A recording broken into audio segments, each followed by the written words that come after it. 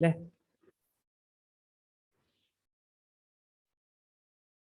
kan thấy ole zanina pathian engkim ti thei in hun tha le hun lom min pe a zaina hian prayer for Myanmar member zong song te le van lal ber la le so Krista mingin chibai ka bo ka cheu zaina hian lalpan hun tha hun lom min pe hi aro pui ema hetia anga in khom na hun nei thei lo mitam takte anom lain ke ni chu kan van nei bi yang a hun tha hun lom kan han nei thei te hi in khom na hun tha kan nei thei te kan van nei bi ke ema pathian ne na lom thu ro se Amen. pathian thu ama sa in lo ngai thang bu marka bung som chang somli paruk atang hian middel bartimayati dam tiani a helai thu hi karil ro tun kar chu hian oma kan chiar ange tin zerika ukwa an lo thenga tin ni so chu zerika atang chuan a zer tir tele mi puitam taknen achwa lain kuddo middel timaya fapa bartimaya chu kongsira lo thua tin Nazareth iswa initi aniti ashat vile isu Davida fapa mikhong iroti in auta a tin mitam takin ngoi turin an hawa nimasela ani chu Davida fapa mikhong iroti in au zol sawa tin iswa chu adinga ama chu han ko te u ati a tin middel chu an kova anhe na chuan thamuang takin omla thoro akova che anti a tin ani chuan apuan apaya azuang thova iswan ne na chuan akalta a tin iswan ama chu alo bia a ichunga engtia ka ti nge idu ati a tin middel chuan ane na rabuni mu thei ka du ati a tin iswan ane na kal toro irin na hi dam pui ani ati a ti chuan a mu thei ta nga la kal ko nga chuan iswa azuita a helai thu he to hian tun kar chu zong chu taril ruwa oma he middel pa hianin lali swa hi azong zongin adua amit in khwa amu theina turin le amiddel amit alo war theina tur hian lali swa hi amamo ngoi ngoya zaina po hian lali swa mamo tu te kan ni theu he middel pa in lali swa amamo dan hi athukle in ka sia tungkar chu karil ruwa oma rabuni mu thei ka du atia rabuni ti hi ako na hi amoy hi katia ari hi rabuni ti hi nal hi katishim shim he kan bible a hianin lali swa ko na minga hian amoy katia zaina hian lali swa nei tu le tu thu te kan ni rwal hian he middel pa ang che han lali swa hi kan du em lali swa hi kan zong kan du chuan lali swa hian engkim mai min pe dam na riru taksa tharau dam na min pe a kan taksa anat na zong te po choble chilin min ti dam hal the ni ti hi zalina hian shethar leila trying ka sha he tho karon char atang hian ti chuan lali swa hi kan du tak hi awangai tu em tun huna hian ami te hian ti hi atharin zaina hian kan seile du ani lalpan athu kan chiar te malme som sapo se amen ilo tong try ang hallelujah amen oro puiber kan fakatse Emmanuel choi moi na le lal na zong song chatuanin kan hlan che a ro pui na te lalpa zaina hian itan kan hlan na che kan choi moi che kan fak che ni lalpa prayer for Myanmar te nangin voinia hian imi kai swai to na zong song te kan ngai to hian ro pui kan ti kum tam tak min soi to na wangin iming kan fakalom thu kan hril cha zaina po hian lalpa kanin khom hinangin min hruayanga lalpa thara win min chen chilin minom puile don ani ti kan thia ta wang hian ma sain lom thu kan hrila che lalpa minen kola min kalsan ngai lo kanin khom hi lalpa nang chuan min om pui reng thin ani ti kan hria a zaina po hian lalpa kamhinga mi pahni pathum lit anom khom na chuan katel je lang ti tu kan pathian kha kan hne nei ron om le don wangin lom thu kan hrila che lalpa min hmangai tu I thu kan soi hmang te le lalpa kanin pol khom na engkim mai hi nangman min shat pui le la tharau thiang hlim nangin keima ni chawa atharin thu ron soi thar le la tu nei thu kan chiar te khalalpa kan thin lunga atharin nangin chi angin min tu sakle la kan du e mani lalpa min hmangai tu nangin kanin khom te kan trung trai tur zong engkim sharing nei tu tur zong te po tharau hun khatamin pol minom pui le a nalpa kanin khoma bula tanga to thengamin swai tur che in le lalpa min hmangai tu nangin kan tin to nuwa po tharau thiang hema min pol zuya I thu kanin kom khom na mangte a lalpa I thara wanangin min kai swaya kan nun min kai swaya min pol har thar le tur che in ikut ro puya zanina tharin kan zawa in karonin hlan thar le boke heng hi min mangai tu I fapa lali so Krista min thiang hi min inhe na lom thu soi chungin karon dil che amen ikhan zaina chuanin amasa kun masa lam kan man dan tur kha e WhatsApp group a khanin puzaurin a khana ron tar lang to a Myanmar ta na trung trai kan ni angin hun masabera Myanmar ramtan kan trung trai le anga chuta chuan e kan ril ro om angte kan tho anga ma se trung trai thupui tur kan tho rual khan sharing nei nga lo tur shi ani ang nei nga shi lo tur ni nga chuan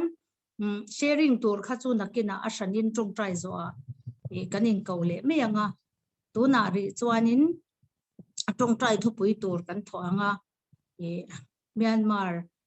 ramtana kan trung trai na lali swa Krista lal na ram alo ni theina tur le Myanmar ram zong lalpa tan kan hau kha e number 1 di se chuan trung trai thupui tur e adang keimania kan ril ru omang angkha in thla sung mi alovin I han tho liam te ang u chuan puzaurin a khanin e trung trai thupui tur kha min lo zia saksela ani khanin e kan trung trai do na khan ron char chhuak mai se min lo zia sak thei se alom om ngotang trung trai thupui tur to na I lo tho tanang ule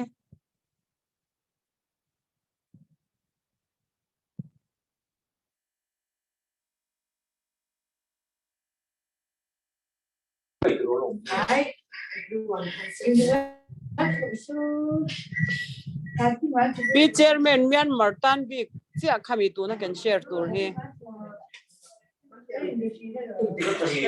Myanmar tan bi cha I lo khanin trung trai pui tur kha tho theya kha Myanmar tan chau trung trai pui tur kha I ril ro omang le wang kha asoi the de ole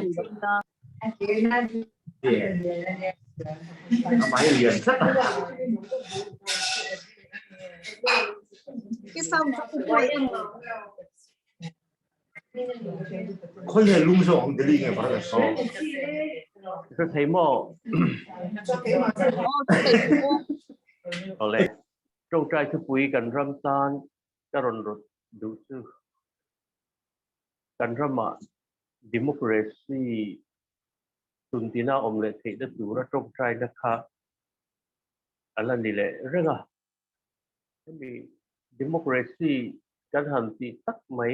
การหัน OMM ลักษณะที่จุสาคนจะเล่นนะอารมณ์อมเทนานเตะ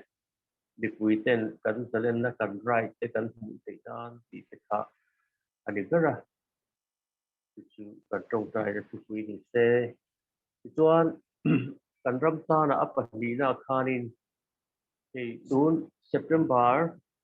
นี่สอบประคัดและสอบปะนีที่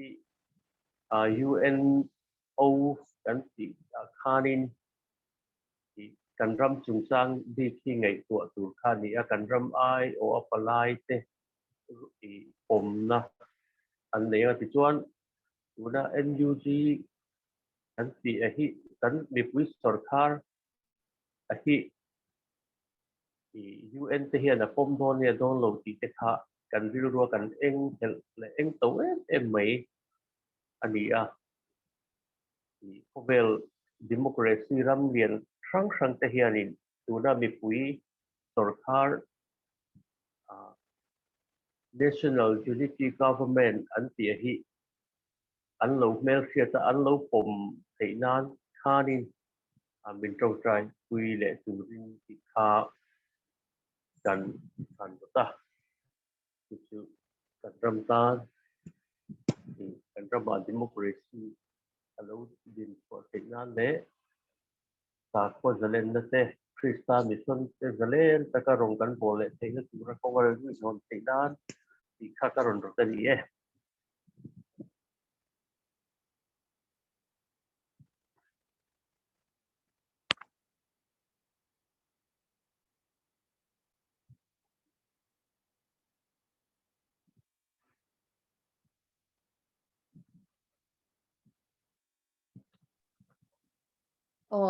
คริสเตียนกันโลโอินขัดกันโลเบลเวงตัวนักคริสเตียนอมซาเตริงตูเตฮานินอันรินนะเมเชอร์ฮีไวเซนตะกอันสิดเอ็นเซที่นัตัวคานินตัวหุ่นเฮร์เลหุ่นฮาร์ซาโปเซลตะกะไวเซนตะกะเองนี่ปัทยานกัลตลังนั่นแหละมัลสมนะอันโลนี่ที่นัตัวรินเลยแห่งสิไปเฮาเลนเฮลมาเตจุงอาโปฮานิน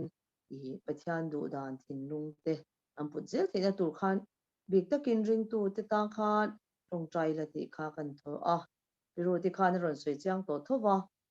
เมียนมาร์บุดิสรัมฮีคริสเตียนรามาคานินกันตรงใจเปียงฮานินเฮาตัดเจลิละดิโมคราซีตุนดินาอมนันเลคริสเตียนรามาเฮาที่จูทุกวิดิ่งไลกันนี่แหละหมดเสละติคากันสวยเวเลนี่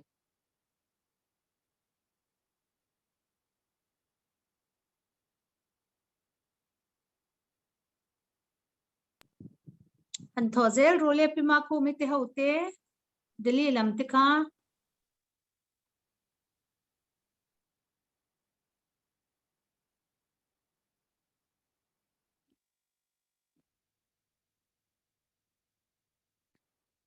กันทอเวอันรันที่ชาวเซลังเฮปอกันทอเวดูจูเมียนมาร์ค่ะอันรันสยามีปุยเทียนนั้นเหล่าตัวนั้นสตัวอันรูมโอฮิลล์ปาฮิอันง่ายขัดนี้ก็เสียอันนี้พออันตัวน่ะ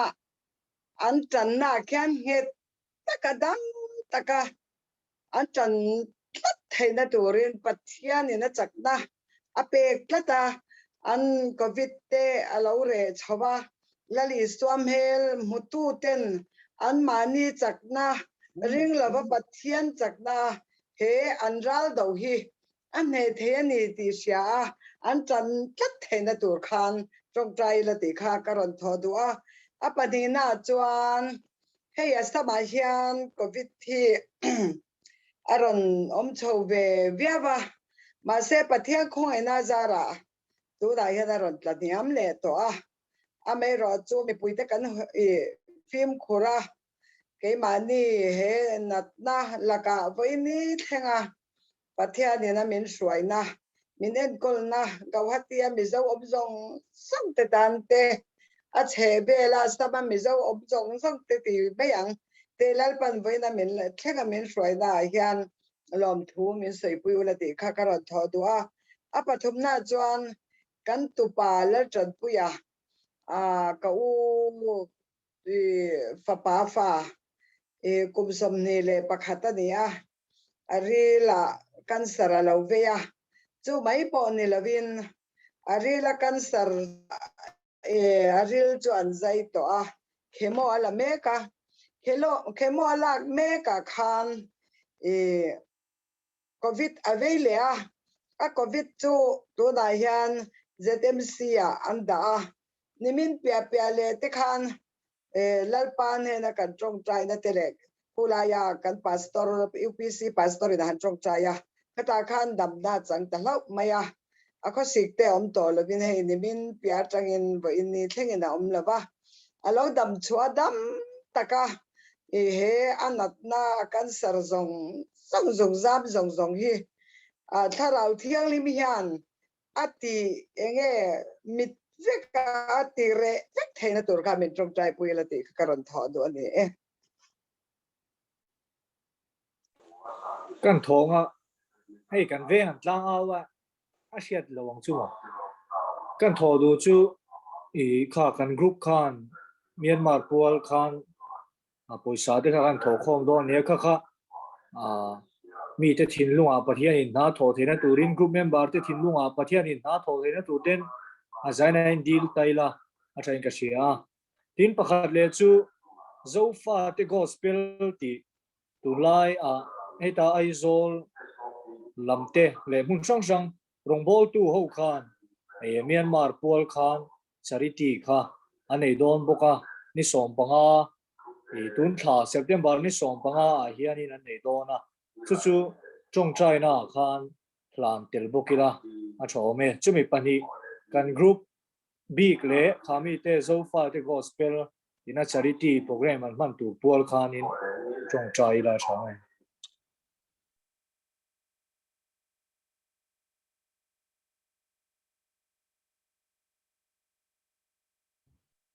pakhat kan lo thaw venga hei kan khotlang dung khi lampang khochak tuipuiral Champhai district lampanga khian Myanmar atanga Mizoram aron tlatha tuna an buai nu aron tlatha an om treu maya abikin farkon vapai vel le wangchia ti vela te an tam zwala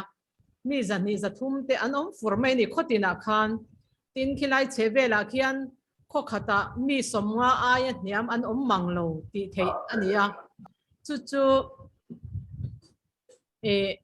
wai central wayme mai baka khilaya tuipuiral wayme te po khan an dong songa an ei tur le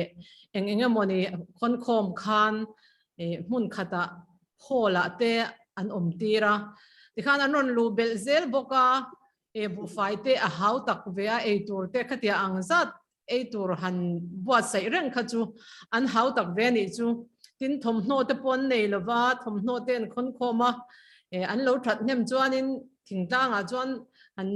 enge ni han pek sen kha an ni bik lova an khongai thak khop maya khilai tlang dunga khen an tam khop maya engtin nge ni zelang an mani rama Myanmar a holet le tur chuan intir ho mishing mizo ril ruwa chuan a thei lo burani chu holet le roti chi kha ani mi alova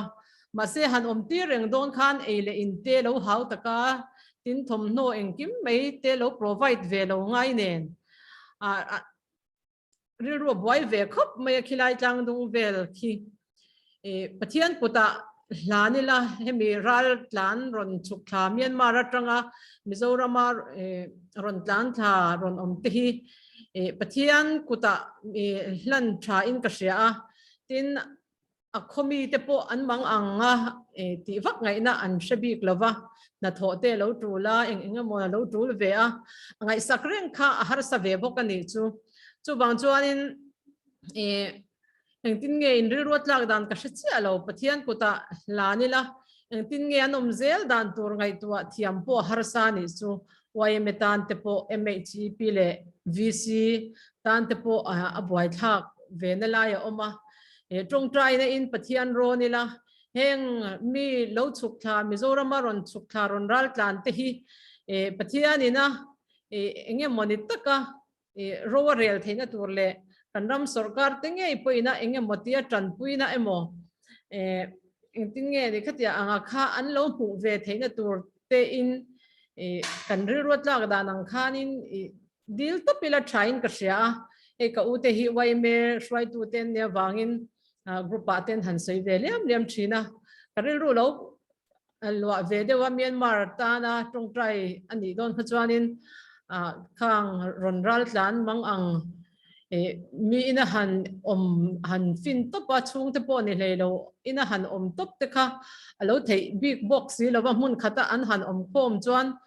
tur engkim lo provide lo ngai ve nen khan ri ru chokal thui du ve khop maya an khongai thak box ya kan tha kan tiang le ri ruat lak da nang kha ni tong trai pui to pang u pathian ku tai hlan tiang u ti kha kan lo thol ve o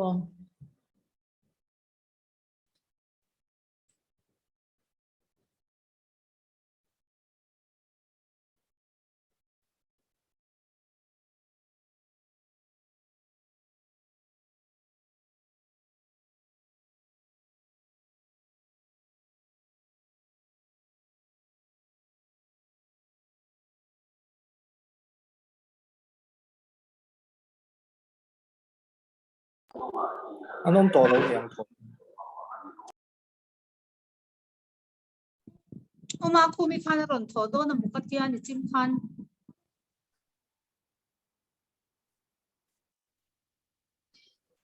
mo ron tho tur han tia khanin hei tu na kan om na hi mo pasor var ro kha kan shiat chau kha pasor var ro sang tan khan ka han tho bel bele du mo chuanin bar marama ta han bel kan tong trai pui te kha covid lama khanin ni jana kan in bia ka kham na sataka an lo zia om chong to awang khan nat na bi khera khan alom om maya kan tong trai na lal pan changa pathian ne na lom thu i soi pui te ang u ti le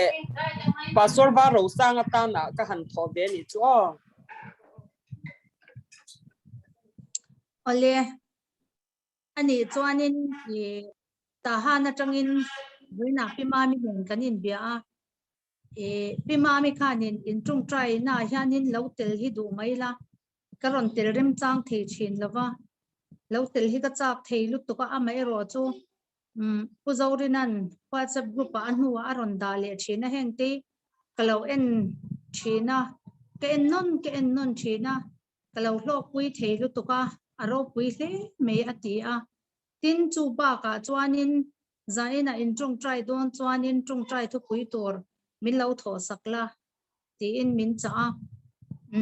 pakhat na chuanin thilai ta han le a che vela an in bul vela te po silai ri hi an chele zeu zeu thina khang silai ri an sha te le khatya anga boina zia to ma sila ala top lawani ti kha aron soya chunga te chuanin ngan himzel theinan pathian in tun thlingin enge a chan hima aveng hima chuan an himzel theina turin min dil pui ula atia ti chuan pani na chuanin prayer for Myanmar hi claim lai dewa in rorel pakhat kan kal zel don nge engtin nge niang kan zoom in khom hi ti in rela khanin pathian ne na akal zel theinan thei tu pin kan lo dila chu chulal pan ati lo thinga pathian ne na lom thu min lo soi pui ula hetia zoom in khom akal zel hi kan lom ma lom thu min lo soi pui ula top lovin kal zel se ti kha le pathian tharau hroya kanom zel theinan te chu mi pahni chu aron tho ni chu ti chuan tung trai thu pui to tur kanom to lo chuan puzori na khan min han chhiar chwa sakle ta se chuan a chhiar zo kan tung trai ho hal me don ya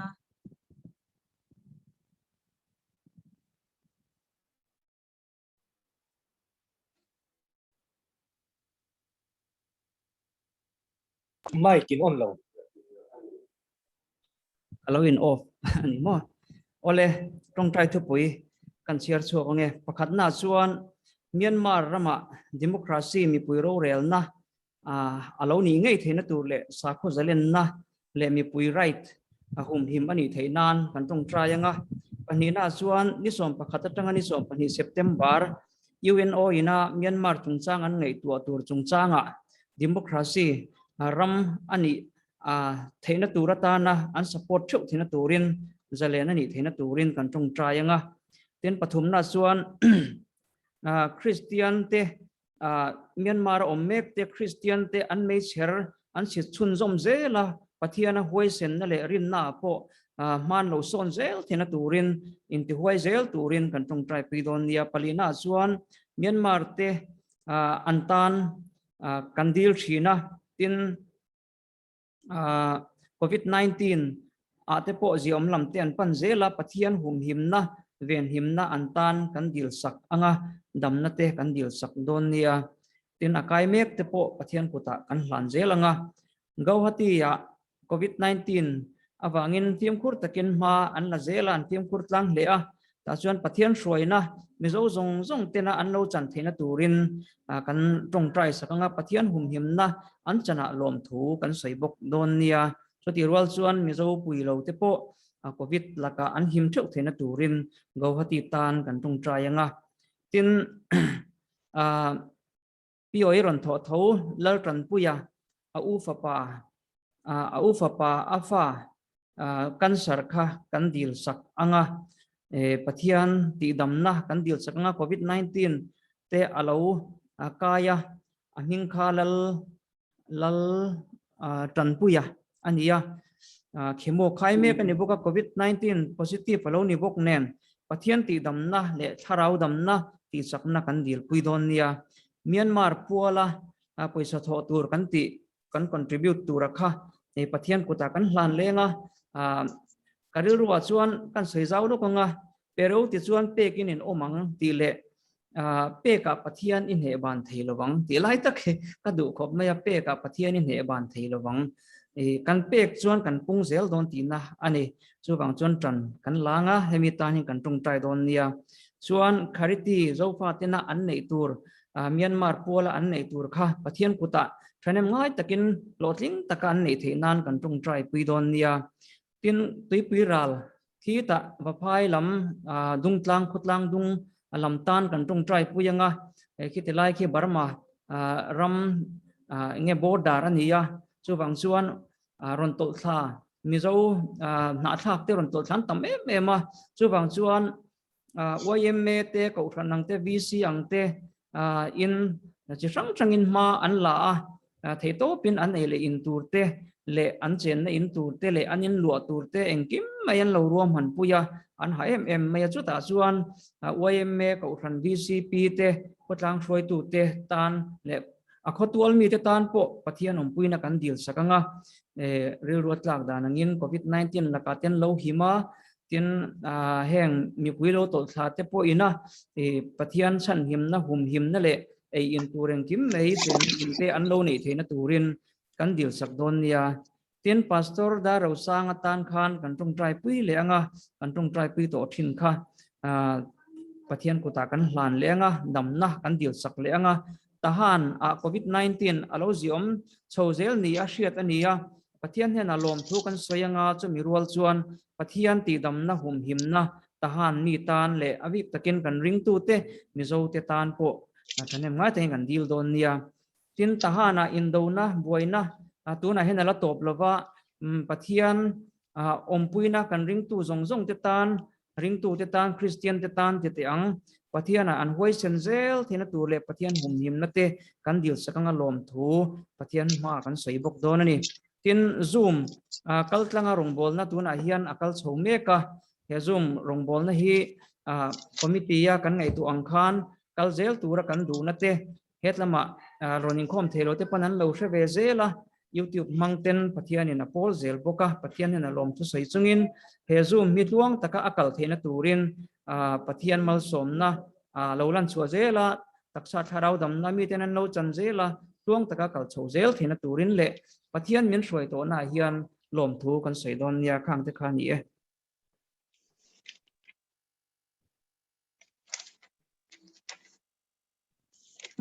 Ilau trong trai yang ule.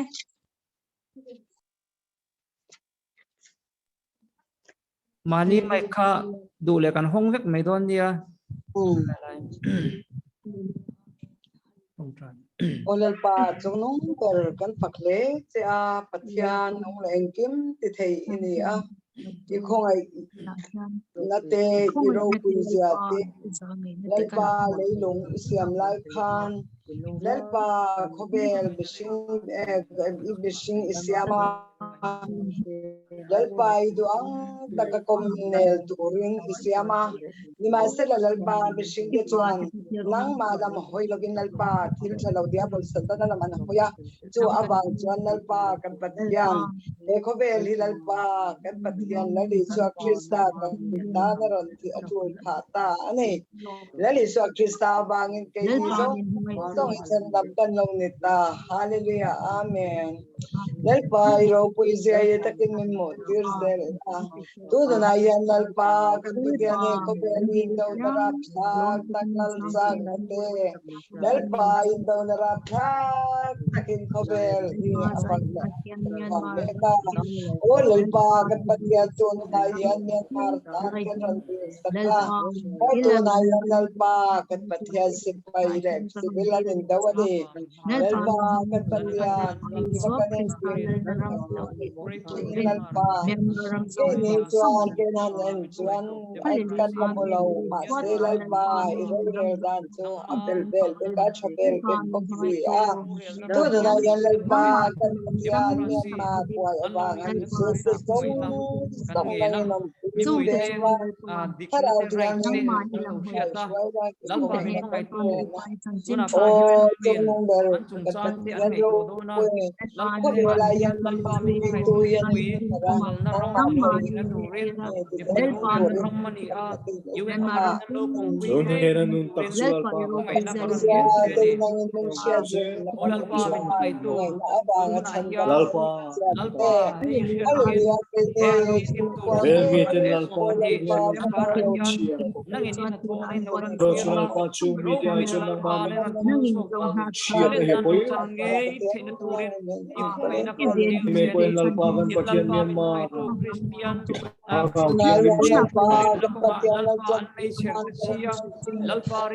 Oy nalalung ay na muna ang sungsung tinin Myanmar mi te lalpa nangin Miling Rao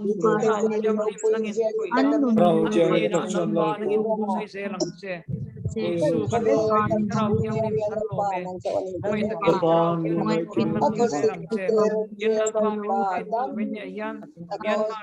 Nung masuring tayo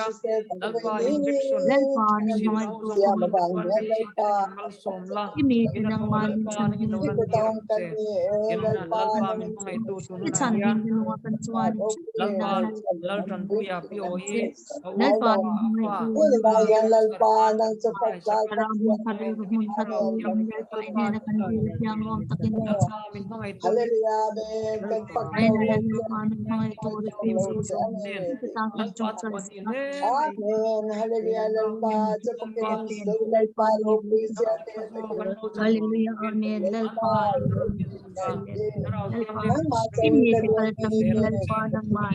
That's how loving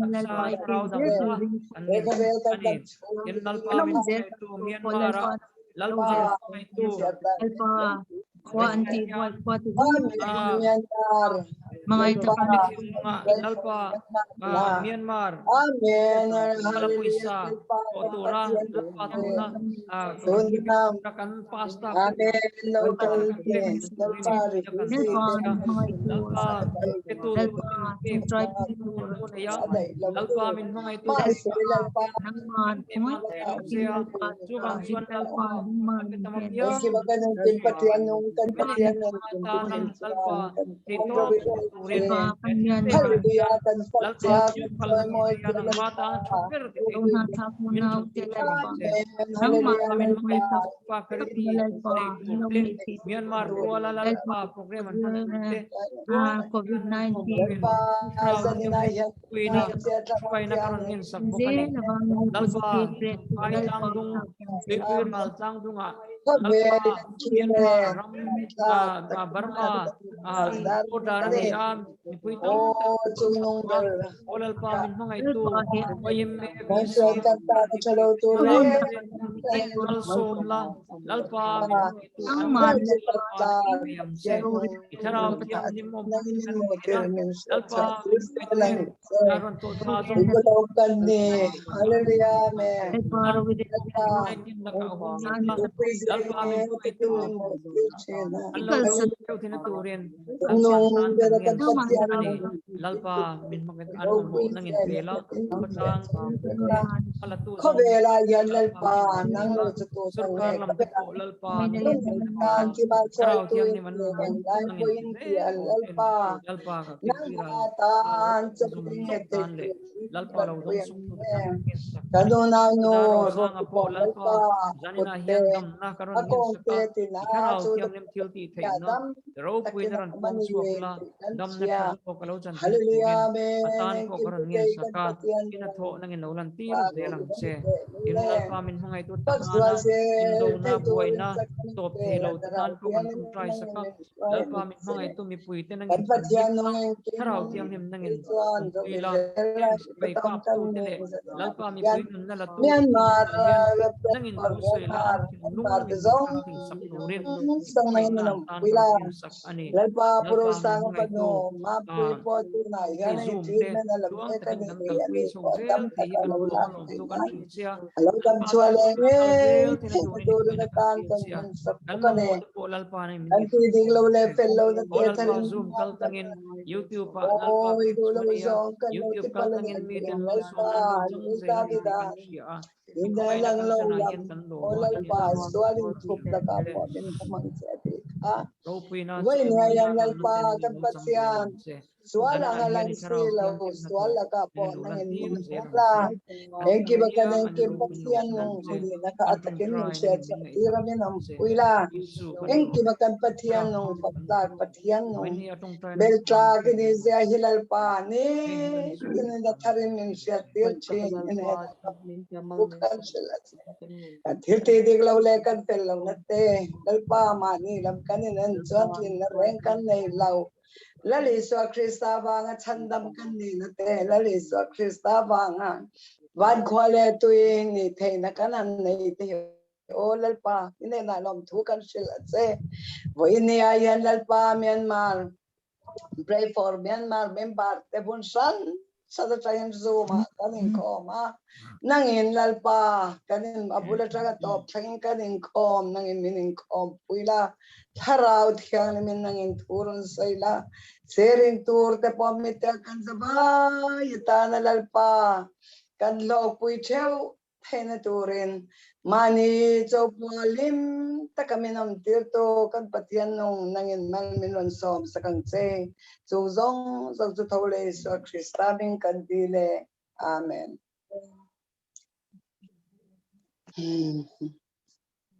ro pui se mi ole Pirut i mic on lock mai i mic on lock mai pirut i mic kan on lock ole te khan kan hun pakhat na kan zo to a hun patni na kan man le tur chu sharing ani a ke mania pathian thu omte in thla sung mia lovin ke mania kan ril ru om ang kha e kan zawa in soi theu tumila e sharing hi alok e mema e hetia kan thu han soi chwa hi midang tan tharamel somna ani ti kha shirengin e sharing na hun to na in thla sung mia lawa soi na hun ilo konga u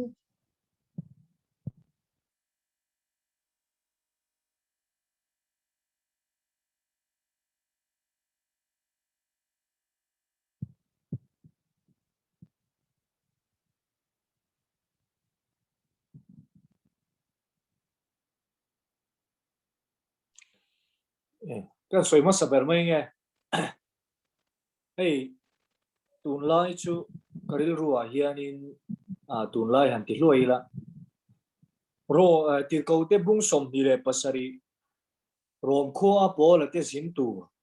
chung chang hi karil rom lian em maya a chan chin kha kan hria deuh vek kan ringa ti ko te bung som ni pasari a khanin kan hmuwa rom panin an kal do na chu ti lai chuan po la chuan long pu te he na khan pu te u long a tu na kal hian chian na le bo ran na sa ta ka theng don ti ka sia e asung le long chunga chau ka ti lova e ma ni chunga po ka ti ani ti khan po la khan long pu te kha an sila ni ma sila si pai ho tu khan po la tu soi chu a du vak lova long pu te tu soi kha long nei tu te tu soi kha a oi ta zo ka ti chuan rom pan chuanin an kal lui ta ni ma sila an kal lui kha mi pui te po khan kha ta khanin kal khan du vekani pathian mi thu soi ain mi hring fin na lam pang kha an ngai poi mo zo ka an ngai lu zo ka kha wang khan mi pui te po khan long pu si pai ho tu te zong khan rom pan lui kha an thang ta khania ni ma sila an kal lui kha thi pui na takin marlam thi atia chu thi chuan anuai ta fa maya engma ti theilo khan har sat na kha an tok ta ni rei tak an chama arsi po alang lova thi pui na men lovina nuai na sa le a thi khan in ring vek to me ni long chuang zong kha chu tun lai hian karil roin om na sa em maya tun huna po hian adik taka chuan har sana kan tok vekani Myanmar lam pang te po nia Mizoram lam khovel pui hi shia wang te pon kan boy em tin si pai thu nei na wang te pon kan boy em khadian khan mun dang te poi ram dang te po han thiri la Myanmar lo te po mun dang sang khovel chan chin han thir hian an boy na sa em vek mai boy na sang ye chua ka tiang chuan har sana hi khovela hian alo theng me kania chura chuan ring tu te po hian pathian mi te thu soi ain mani mi hring fin na lampang kan ngai tu na sa emo ti the hi ria abik takin he covid shia te po hian ngai tu tai la pathian mi te thu soi hi kan oi zo meu lo ani pathian mi ten Isua Krista kan himani an tia ma se Isua kan ring zo chi lo pathian mi te thu soi ain khovel mi te thu soi kan ngai sanga kan ngai tu zo ka tun lo ka po hianin han ngai tu tai la i Operation Kingdom Ministry in share karing YouTube khan Frederick ate khan anon the da na sak khop maya covid shileng shikai ho zong khat chop le silim pathian ina ti dam vek me an negative vek mai ni chu khatiang khan ni lai har sana lo khet me lai khan mi tam tak chuan pathian mi te thu soi ai khovel mi te thu soi ka kan ngai poi mo zo ka abi takin kan ram Mizoram phat ngat pe chu shikai kan kiam theilo ani tuna po sing ani reng ringot maya kan claim do na mo kan ti nu pon kan tam zela hey mani loka Myanmar te po kha an na sa em khania ni ma sa tun chuan an lo ziom le der to ram dang vai ram te pe chu at kai na sa om zo kan ni lai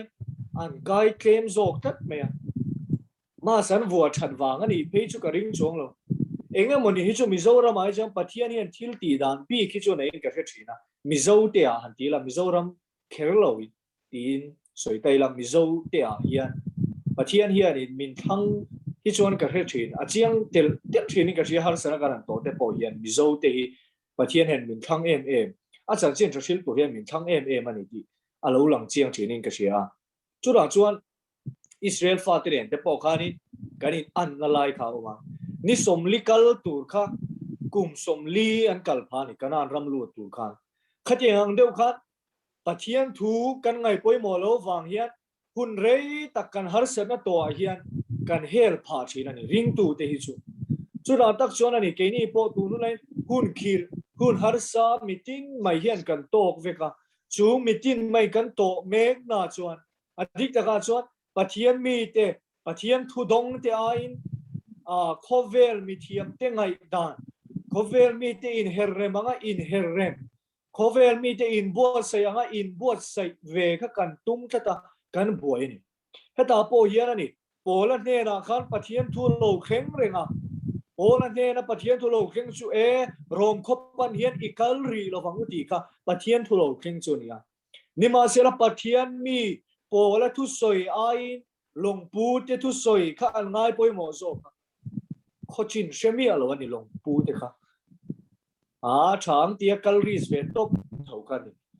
ma se anu van duai pha ta zo kha ni ya ni rei tak kha an tang an arsi po mu thei lo kho po mu thei lo kha lan oma so po ei mu mal thei lo vin har san nan to ka ni ma se la chu ra chuan po la chu ron ding chuak le ta chang som ni le pakhata khan pu te u ket khiar ka ra khan thelovin ka thu kha oya heng sian le boral na hi theng lo tu in ni na ni ma se la tu na po hian thamuang taka turin ka fuya cheu in zinga tu mai nu na in lo don lo ve long ero hi cho bo don ani ata kania arong ka bol thin pathian kha tumi vantir ko pakhat ni zana ka hne ka kianga lo dinga bola lausu kaisara ma ai ding turani in ngai ro longa in hne na kal zong zong te poi pathian ina pe che miti ani chuwangin pute u thamuang takinom ro u pathian karing mixil ang zel in om do ne tin pola khan au chuak le ta ni chura zon karil rom zel chu hun khir hun har sa kan to me kara po hian pathian du lo zom thil tam tak te po lo ti ve to maila pathian hian kan lama hian a beng hi chirenga adu zong ang kan sual te kan sima pathian lam kan hoi phot chuan pathian hian min langai ram dona an hne na hun tha hi min la siam sak le dona ni ti hi hela hian alang chiang leng ka hia chuwang chon ke ni po tu huna hun khir hun har sa kan to me na hian pathian mi te thu soi pathian thu dong te thu soi hi kan ngai poimo kan hriat kan ngai hlut zo khia poimo ka hia chuti ro le ro chuan phim khure ro angai ani tharau na zong rin su te po ati bok kha ana zonga khatianga ti kha rin tu re ro choni mi alo maro su pathian mi tak tak te thu soi hi chu achiang thin ani chu mi te thu soi chu kan rin ngam kan oi ngam hiang ai ka hia hun khir kan to me hun har sa kan to me ka hian kan har sona tur point lian tak nin ka hia avai jon kan soi to lo chulai chu karon share duwa ola thu soi an ngai thak lo wangin hun khir tam tak kha an to phani chuwang chuan peni po hun khir kan to me ka hian kan hun tam zo khi hlok zo ka kan man thena tu le hun khir kan pal tlang thena tu la ta na poimo chu pathian mi te pathian bepop tu te pathian thu kan bible mi nge mai asoi te hi kan pom kan oi kan rin hi apoimo ni bible hian thila soi kim khop mai hun har sa kanom dan tur zong zong hun khir kan to la ya kanom dan tur zong zong hi bible hian asoi ve he bible thu min shil hi kan rin ngam te po hi apoimo in ka sia atom na na pakhat kan soi du le lo kha chu reverend i rolen sakha chanchin thashilin aron kal khan la pakhat aphua chu hla chu ทะเลระวักกันแล้วนี่เฮดิ้งเลเวโบตัวนี้กปาอินแล้วนายนี่ตีนกับไปเสียจริงกงตั้มตะขาอารอนโบนี่อารมณ์กันนะกงขานอันนี้เราติขานันกัลกัวเล็กชีนะนี่มาเสียละชุดราชวนปัทยานี่นะโพลนะลาจูทะเลระวักกันแล้วนี่เฮดิ้งเลเวโบตัวนี้กปาอินแล้วนายนี่ตีนกับไปเสียจริงกับมาวันเทงอมอยรีเชียดพากินกับไงโฟกงอันเองกี่มาช่วงสีบวยเลปิกอันเอโซหุ่นขีร์กงกันโบไลโปเฮียนปัทยานี่กันเกี่ยงอันนายเรื่องนี้ทะเลระหุ่นฮาร์ซาโปอมไม่ละปัทยานี่กันเกี่ยงเฮียนเรื่องนี้ตีกันเชียตะกันริมงามาปัทยานถูกันไบบุลนะซอยไงที่ฮีกันปมงามฮี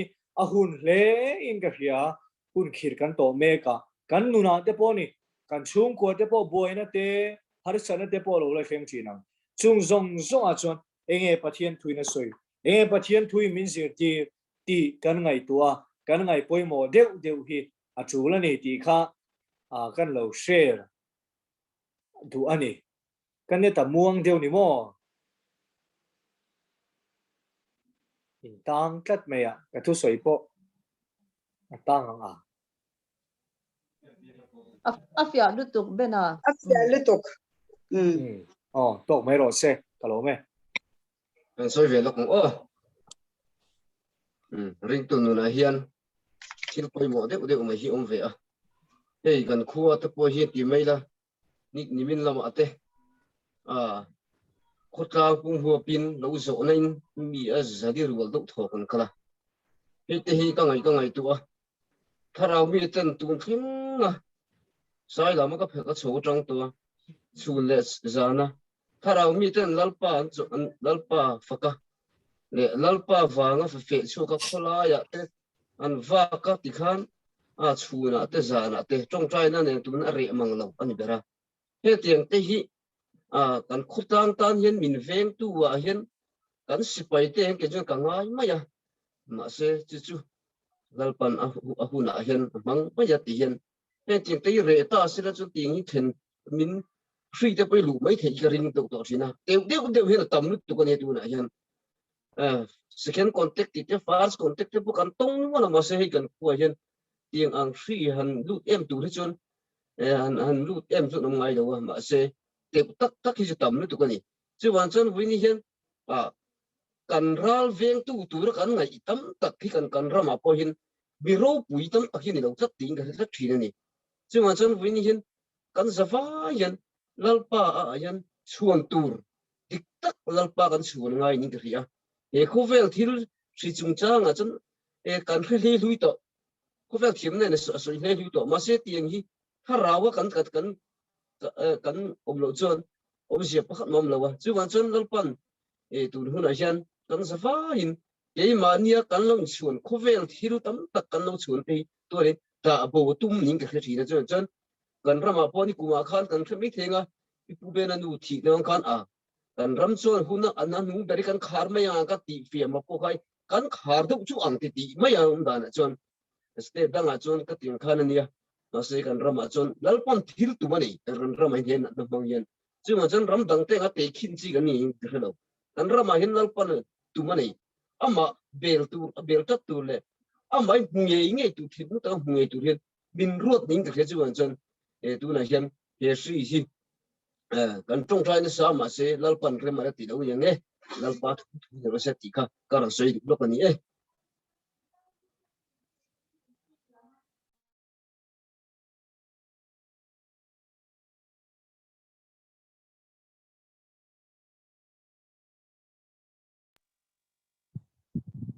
hi soi zel lang u han soi zel ro le in thla phong lovin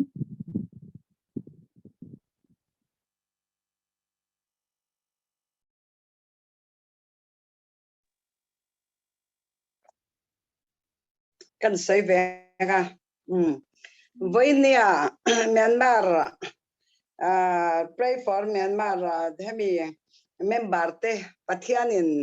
kan mel nge ti zoom kal tak mani se min han mut so in muthaya min siami ro pui ka tia pa thian ni bel ta hian kan hu in karinga tu la in khom thei to lo ba dia zoom ten point kan han tia zoom ma te po then chu kan lat tel la ba kha ka chu zoom ma te pok tel chak lo nom ti lo te po theya a me ro chu chung ko tin hi pathianin a ba kan biak theinan le family life kan enjoy theina tur le pathian thu a kan soi tlan theina tur re hun cha min pe ani in ka sia kanin khom thei lai khan ngai mo hi ka ngai em ka ngai mo thil pakhat na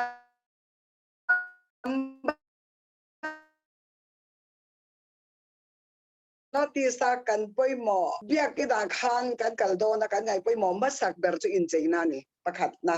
chuta chuan apadina chuan mihlim lali swa nei tu te hallelujah amen hanti tele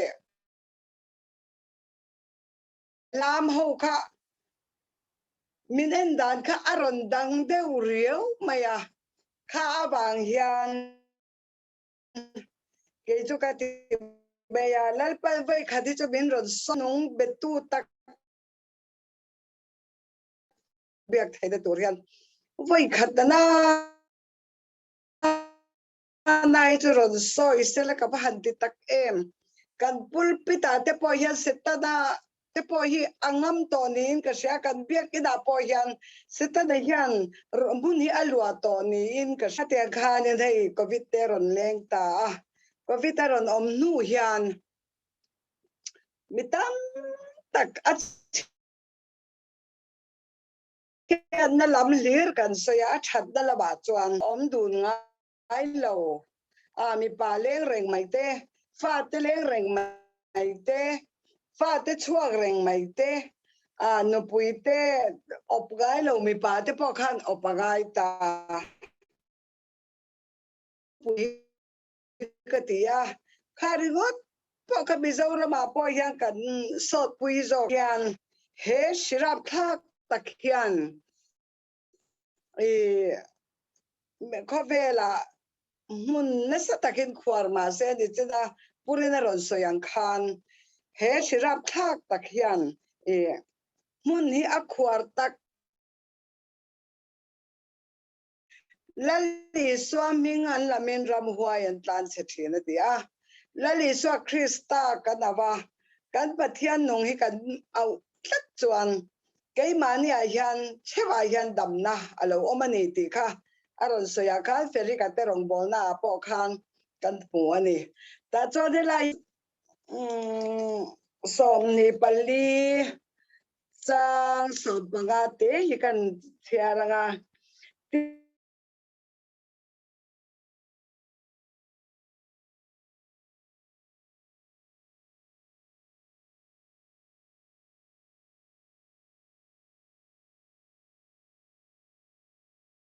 roi song pa rong ani kan bol don ni atia lalpa na thu kan ti ri te kan zawai tan mal min som sela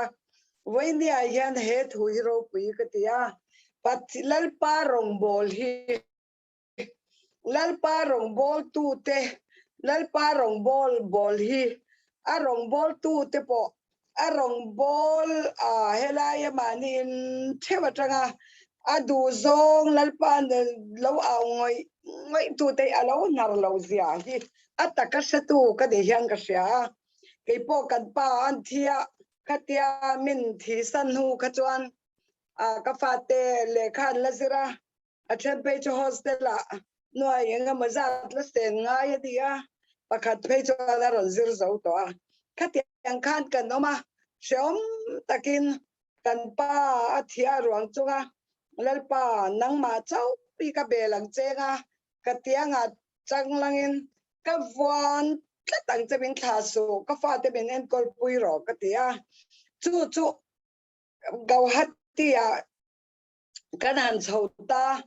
gauhati chu sum don na mun pui ania mitam tak an ron kala ron sum dong loya ta hian thil pakti hi kama aron langa lalpan khoi zo khi nge than don soi ro ti hian min zo ti in ka sia ka kut veilam le ding lam hi kama ka da khovel sum don na le ro pui na lampang zok le lali so krista chan chin tha ama von tlata adu zong soi kha arong bol khange ka than don ti kha I miron example hi miron pe a ta chuan ka ngai tua khovel thil kha chu sum don na ro pui takani helaya mitam takan hausak phani gawati tagena ron la ke ni pathia ko ina zara trong kan thiama me sum dong vai ho te kan mel thia te ta om te kan ni boka athil kha atam lu tu kani sum don nam hun tu thil kha chuta chen supply tur te pon an ron ti ni ma sela khang zong song nei tu lalpa ka pathia na kha asoi tu hi heng gawati khoi muna po yan vai ra mai yan an lo tle bing soi tu hi kan tle me ema chu wa jan lalpa eng po ni ro se ikuta ka in pet pa ka in plan ta pe eng po ni ro se heng zong song nei tu chu dang mai ni awangin nang mai ka thang zo kang che ka ti a voi ni thangin chu ka than zok na chu lalpa khongai na le mangai na le adu sak na in lalpan minom puini ti kha I aron serve ka dua pathian than pathian ro pui zia le athil ti thei zia siata than mai hi alo ro pui zia kha heta hian akada kha chuan akada kha Jericho aneng lo nu khan akada khan lalpa pathian khan lui lon thil reng la lo turina du lui lon thil reng khang ramdang ina an lui lon thil reng kha la lo tura zo swan he da ashila khan akana te khan ama duam na le ama thazok ti na zok adu thanna amanga chu adu thanna chuan enge puana ralak zinga mi babulon ram puan tha takle tangkarwa sekel zanile rangkachaklang seketlang sekel somnga buka muwa ka ta ma kalata mayani tin ngai te ka puan in chunga le ya thuru ka nia tangkarwa chu mi nuwa ya chuan a oma tia hemi aronin puan chuana po kha ai khwa ne mai tura an in rin an han ne mai tura an in ngaya khang an vade thei talavani mi enga maza sang thum an mani zinga taka mitam takha lo thata zo so kha amanga nga bok khup ta pa amai ro chum ami malte te in dalpan thoro tia ami malte te in a ko chua ka chuta chuan a in puan tirta ai akada khan thil arutani akada khan adu zong chuan ani na taka chuan he karang ka chakte ka thilla khowi tia ka thogruanga nakida chuan ka fa te le kai mani tam po la tangkai don ani atiani ma se chu tangkai don arin tak maya chu an chung kwain an sabeng tung te le an puan te le bong pa te le an rang ka chakte an fa te kha akorwama an chopuya an deng lum ta vekani te kan mua voinia hian pathian aya thil ngai poimo pathian aya he khovel thil kan ngai poimo na lu tu ka wanga kan chung kwaina ator thei thil tam takhia lo oma mi te na a house mange amo mi te na nei mange an ti ang kha ti ang te kan lo du lu tuk awang te le ke mani zo kina kan fa te le kan enge kan fa te le kan tha te na ngakina ro wata na ron duang kan tia kan lo la kho ma hi pathian tel lo le pathian duang zonga kan lo la ni si lo chuan kan chu kan zawaya ตู้เลฟ้าที่ส่งเตตานะทีน่ะตูร์ค่ะอะไรนิตานี่อาการได้เฮียนะเจียงมันนี่จู่บ้านจวนเองลัลปารงบอลไม่ตูร์เฮียนนี่ที่นักการอินสเตอร์สันที่อัจฉริยะเฮียตะกินกับหัวตัวไล่ไปตัวลัลปาเนี่ยนะเฮียนอีตรงใจน่ะไม่ปนนี่ละวินลัลปาก็ปดเบ็ดตัดโดนเช็คกันติดทีนะข้านี่จีดังกัน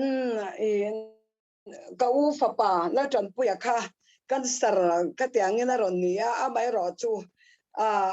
กันตรงใจนั่นเตล่แล้วป้ามัลสมนะวางินHB ค่ะปังอาเวลเสียเนี่ยอาริลข้าใจเราเทเราอันนี้ตัวอันหันใจเราจวนอาทิตย์โดนทุสีอันหันใจที่เส้นเองก็บัดเป็นไงอันที่อาคารที่เส้นประคัดมาเป็นไงล่ะวินาออกมาจุดอาจารย์ที่เส้นประคัดมาเป็นไงล่ะว่าค่ะ sorry เรา hospital อาคารเรียลเราเตะออกมาเรียลไปสิค่ะกินอาหัวอาใจตัวไม่ในตัวน่ะพอเคมอเตลเบียไม่รอจะลัลปายันลัลปากันปอเบ็ดและเทียจูที่กันเตียเฮลายจังยันอปวันปัทยานีและดิสวคริสไตโคเวลารอนกัลไลคันอปวันมอร์เด็กตูเตเลอามาติดำดัดตูระมีเตนะอันวัชวยคันเก็บไปเตปอกัลเทลเตปอดำนะอันจังกันดีติกันมัววันนี้อาเฮียนและลิสวคริสต์ฮีอัตกินเฮลายาเฮียนมูตูรมเรามาเซทาราวินกันมัวจนอปวันมอร์เดตูรมโตเรามาเซเฮไบบุลาเฮไบบุลฮีเฮมีไบบุลฮีอปวันมอร์และลิสวปวันมอร์ก็ติไม่ไกจูก็ว่ากระจงใจน่าปอติฮานินเก่งเราเชียนั่นนี่จู่วางจวนนั่นไปอีปดเบ็ดละตังอูเฮงนั้นนั่นแต่ปอบิสาวรามาปอก็วิตารันเลงก็วิตาหันเวียอาจารย์เนี่ยมีเงี้ยสุรการันเดบ้าอาจารย์เนี่ยกอสันกันอินเดบ้าก็มีมาอักขจกันอินมุชวกเทเราเร่งก็ติดอีกแล้ววันนี้ลัลปาเกี่ยมาฮิกันนี่ที่ถิ่นลุงลัลปาลำกันหัวยเองปนิสเตยิสุโอเคแต่กินกันเตียมินกันสันสุเตียกันนั่นนุ่งคันกันปอลำเฮียจูละตัวมาว่าปูลำเนี่ยเราตัวมาตีชัดแล้วมันเนี่ยเราก็มากันจะว่ายันมานี่เชื่อกันอินปอเบเฮียเราว่าไงตะเอ็มตีค่ะอาการนายันกันเจียงอันนี้ปอฟาเตเลตูเตตานะชัตุโซกันเนี่ยไงค่ะอันตันทีนะอันนี้ข้อเวลายันกันดำชุ่งนี่ยันเองหิงกันตาเราปุยเบลเลกันเบลตูร์กันฟาเตเทงกันเราจุนตูร์เฮข้อเวลายันเองกันมาโมเบลกันปาทีคานอัฐมนอเตเลข้างอภัยของเตข้างส่งเตข้ากระดาเองกิมข้ากระคายเวทับนี่มาเซเองมาข้ามาโมลว่ามาโมลดานจะอกรค่ะอกรสุดค่ะกันเกณฑ์ที่เราจูพอเลียทำรัลไม่ตัวมาโมเบอร์จูยิสุคริสต์เลอันมาอินการะฉันดามันนี่เลนดีเราเจ้าไม่ค่ะเกณฑ์ติลตัวค่ะนี่วันนี้ยังกันเฮาสลุตุกมิเจ้าพอกันเฮาสลุตุกริงตู้เตกันเฮาสากันเฮาสักนายยังกันเฮาสาไม่รอจูกันทินลุงฮีปวดเทลวันนี้จูเฮเขาเวลกันเราซุ่มเลยกันมาโมยันกันทินลุงฮีติปวดเทลจูลลิสวคริสตากันปวดจวนกิมไม่ฮีกันนี่นาเจนเรากันละว่ายันวันนี้เรามินเตียงกันนี่นาเตียงรัวกันเตียงมารอจูไกจูเฮาสากันดีคริสตากันเนี่ยเรา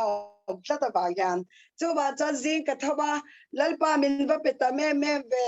ลัลปากับฟังเมเวลัลปากะโลเมตีไม่เราฮิสอยตูร์กันเนี่ยเราจูเองวางกันติจวนลัลิสวนกันเนี่ยนะมีอมปุยกันปะเทียนนงยันมีอมปุยนี่ติค่ะทินลงดัดละติละจูวางลัลปารงบอลฮีแล้วทับเบรนี่ kan ni tin ai zon na ko nga po kalse ni tinin ko ya po bakalse bison na riya ba chwa khera ni law office ate po in chu nga te hian alo ba tul tak em kan fa te kan zirtil na ko nga te kan fa te kan ko kan thil tam tak cái mani ai hian mu tur hian lo nei ani chu wangin cái mani hi kan poimo mani le mani hi kan lo poimo bera chu wan chuan in voi ni ai hian soi tura tam lu tu ka chu lai chuan kan sot kat le nga rei min ti ta mai thia ma se ka ti zo ka chuan kan ni tin nu na hian kan fa te po kan ro chun tur chu pathian thu hian ni heta hian Genesis le Deuteronomy kha mi hisirila chiarila bai ha thap heila chuan kan fa te hi zir tir thap heila chuan ava fu don takem patila li so Christian kata na thia tho le kan dia kan lo ma amai ro chu helai thuayan lali suan pa dan ti fam kim tura local ka ne ti tak maya khan he dan zong zong pathian ni na tura mishing te in tur khot sak tura ti zong zong te han zom ta ni pheila ava thadone chu wangin tu da yan tarala ma yan ke zom kan zom thar le tona eng po ni se kan zawa yan nalpan minam puyanga kan dal rong bol hi thalo tura nga chiat po hian heng ring lo tu te bula kan oma Christian kan ni ti hi ka se ngai lo tu po de na ma hian tu ge eng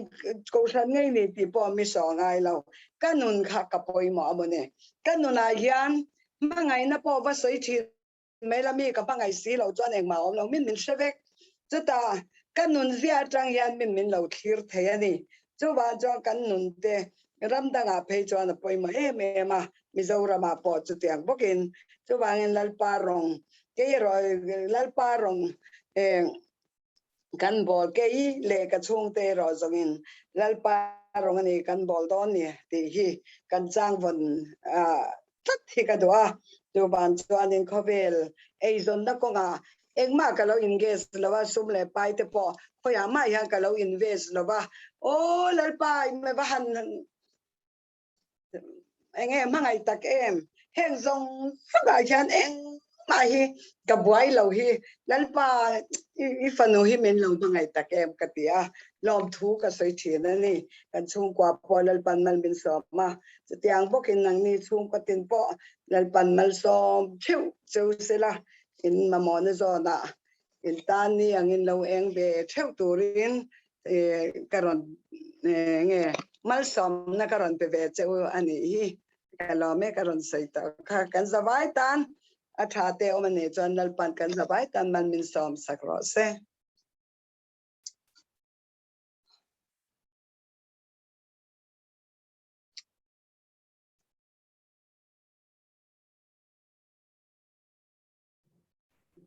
kan soi ve te ang pioi zo sia ka soi khai ne de win ka sia pioi soi tu na ron soi le karon soi tu ma hi an zul tlat na ya kan do nei nang nge mani po ka thiam lo eng po ni se pathian ina min pol na ani ve ya min pek ein rol le me ya ka lo ti ve ni chu pathian thu kan sia range zo su bung som hi le pali chang som pali na hei voina po khan thu cha ka soi chuak nge nge a chu wangin lalpa chu tri ula ti tak zet le dik taka arong chu bol ro u ti tak zet le dik takin arong chu bol ula in tha tu ten lui ral le ai gupta ram arong an bol thin pathian kha pai vek ula lalpa rong bolang che u tin lalpa rong bol hi thalo o manga in riat chuan voina hian tu rong nge in bol don thang mei ro u ti hi karil ruwa lo landana chuan hei chang som palina khan chu wangin lalpa chu tri ula ati lai tak hi voina hian kan ngei tu sian appointment ka sia abik takin Christian intive rongbol tu inti missionary inti pastor inti rongbol tu inti te ring tu te bika karil ro chuan an tlalian dewa pathian kan tri hi ahun tak zet ani rong bol tu in ti chung hian pathian tri lo hian rong hi alo bol thei khop maya min pathian a tri lo chuan voina po pasaya in mangai tur kan ti te po hi in pum khat na siam tur kan ti te in pum khatang u in mangai tlang u kan ti ang chi zong te po hi lalpa tri na atang lo hi chuan ni hi ai angai dam tluan tling thei kan ngai dam tluan tling thei tak thin lo ani chuwang chuan pathian kan tri hi rong bol tu te hian apoi mo tak zeta rong bol tu pon lam alan dana thasi ma se chung lama nok em pathian mu a po chung ril lama nok tak khatiang kha om thei ani awangin rong bol tu te ke mani thewa hian pathian rong kan bol na hian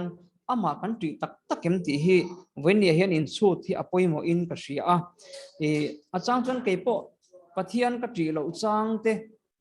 pathian ka ti voi chang te voi tam tak om thina pathian ma po keima le keima tir ko polan kain chum thina tiangin keima le keima poi kain chum ve thina ni chuwang chuan pathian kan tri lo chuan mi te ngai dam thei na te po kha om thei tak lova mi te pum khat thei na po kha lalpa tri na tang lo chuan om thei tak lova chuwang chuan min lalpa atri chuan lalpa tri chunga rong a bol chuan pathian tharau thiang him khan kha mi kha pathian in amang thina aro puina ama kal tlang khan apuang chuak thin ani chuwang chuan keini rong bol tu in ti te hian kan ril ru kan ngai tu na te setana hian min ban ti chiat te min be renga chuta chuan kong sang in min be ani a then chu thin rim nakal tlang te nia thin rim ma po hian chi ni a om ka tia a then chu bungroti chechi le puthak zonga thin rim ten oma a then chu engma soilowa ti taw bung mai ang chi te thin rim na te kha a omani chu tiang bok chuan mani thudu na te ka thuani lo chuan ti de utlat mai ang chi khanga te khan rong bol tu te a hian chi sang kan soi theyanga kan nuna hian setana hian min ti chiat to min na sat takin min be thina tin mishing ve tho kan na ni wangin kan chung a hian zet halo tam taka oma kha zet halo lai taka ka setana hian min ron be nan hian ron mang thina ni hei katia mani in khongai na tiang chi te hi wena po ka soya mani in khongai na ti hi setana man ruani katia ni achan chu oiwa ma ka jok training lai missionary ka training lai khan sa prong ka thiam si lova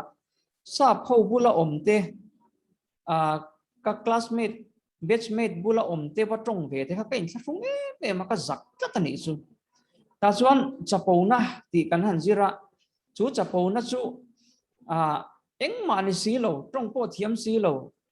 an bula po wa om zakat tong du ni lo ka ni ka chuan khang zong te kha awang khan enge keima khan in khongai na khan ka khatta kha in khongai na ka kha na lutu ka setana khan ron mangta trong pe thiam tur zong po kha ka improve na tur zong po kha ka improve lo pha ta ni chu tiang chuan manin khongai na in ka khata keima thuang in ka oma in ngai to mila chuan an mani bula te ka pakalanga ka batong be borborang ta chuan in ngai tom na ti hi kan an zir le a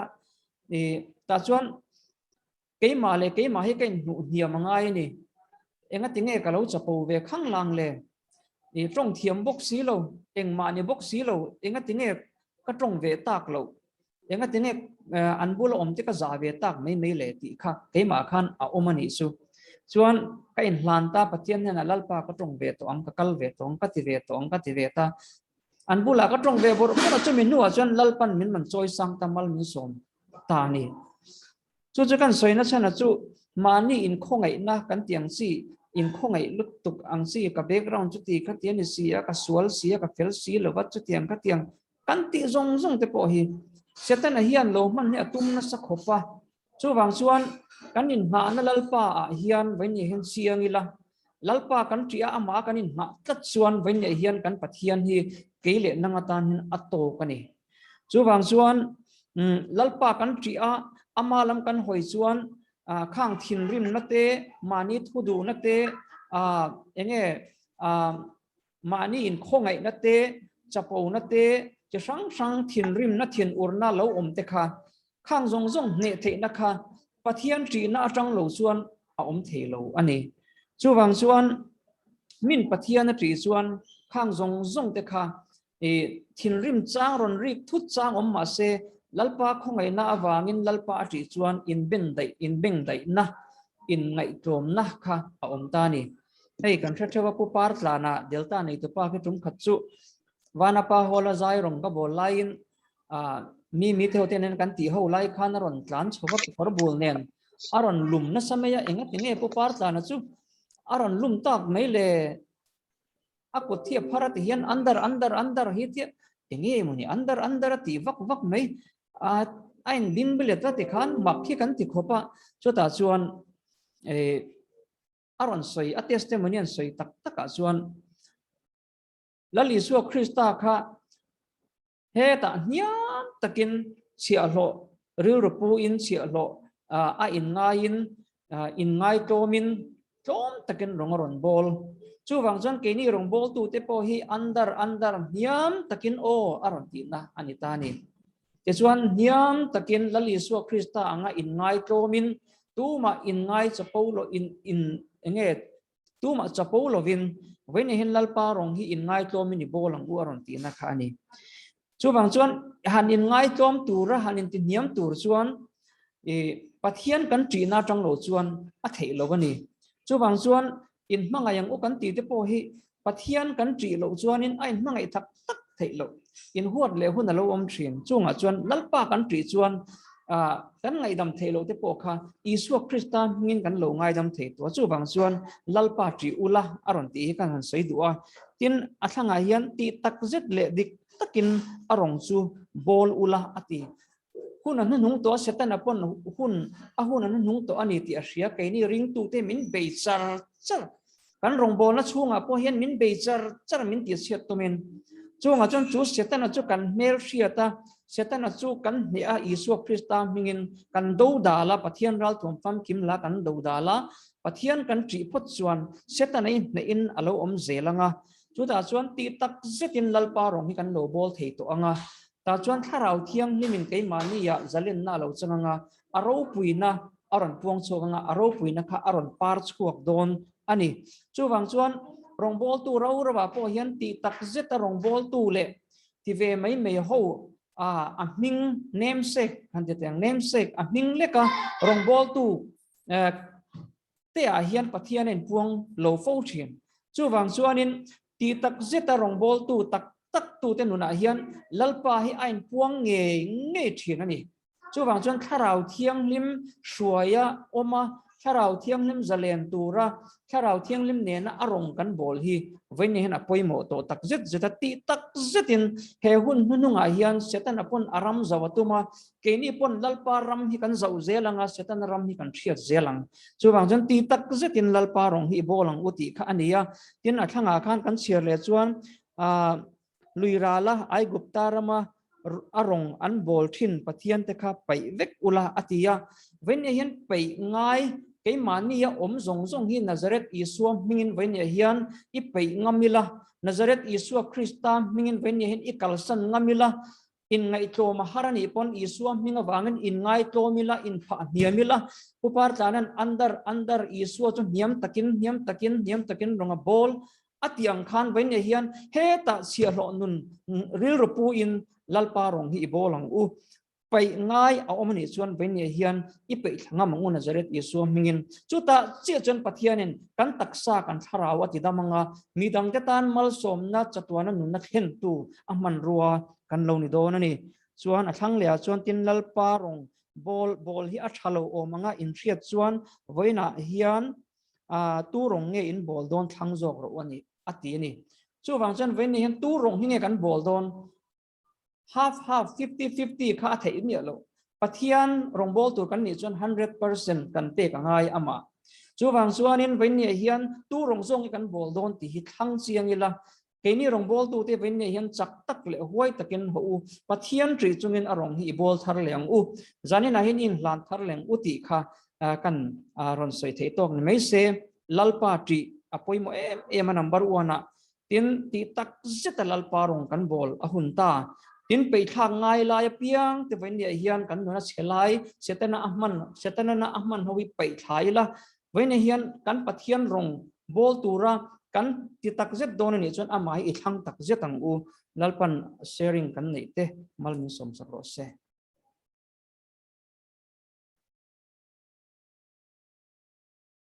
Amen. Hallelujah, amen. Lalpa chu kinam ro se.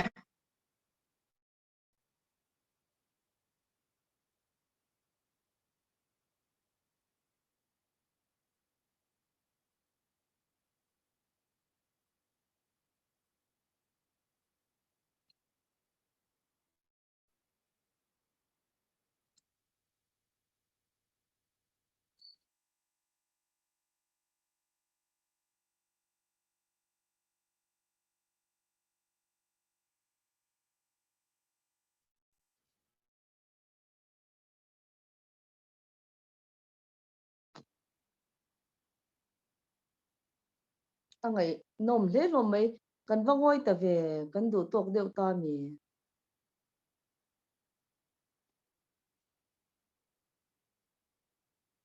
Bible chang karil ro cham pani te hi kan lo soi revel lo ka nge lu ka bung ru ka khanin ni chang som ni panga ni saria le he laya ni china po khan pu zo re ron soi to chang som thum paria thu kha